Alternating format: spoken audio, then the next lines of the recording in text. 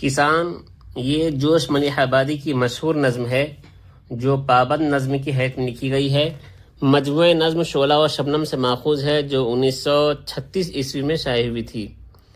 اس نظم میں کسان کی محنت و مشقت اور ملکی معیشت میں ان کی خدمات کو سراہا گیا ہے۔ منظر نگاری اور فطری خوش اسلوبی کا حسین مرقع ہے۔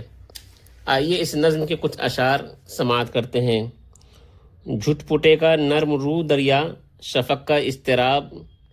کھیتیاں میدان خاموشی غروب آفتاب، دشت کے کام و دہن کو دن کی تلخی سے فراغ، دور دریا کے کنارے دھندلے دھندلے سے چراغ،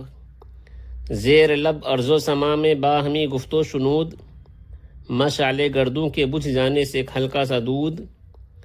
وسعت میدان کی سورج کے چھپ جانے سے تنگ، سبزۂ افسردہ پرخواب آفری ہلکا سا رنگ، خاموشی خاموشی میں ہلکا سنسناہٹ کی صدا، شام کی خنکی سے گویا دن کی گرمی کا گلا، اپنے دامن کو برابر قطع سا کرتا ہوا، تیرگی میں کھیتوں کے درمیان کا فاصلہ، خار و خس پر ایک درد انگیز افسانے کی شان، بام گردوں پر کسی کے روٹھ جانے کی شان،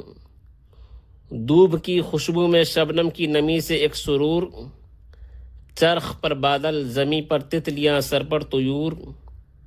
پارا پارا ابر سرخی سرخیوں میں کچھ دھواں، بھولی بھٹکی سی زمیں کھویا ہوا سا آسماں، پتیاں مخمور کلیاں آنکھ جھپکاتی ہوئی، نرم جاں پودوں کو گویا نیند سی آتی ہوئی۔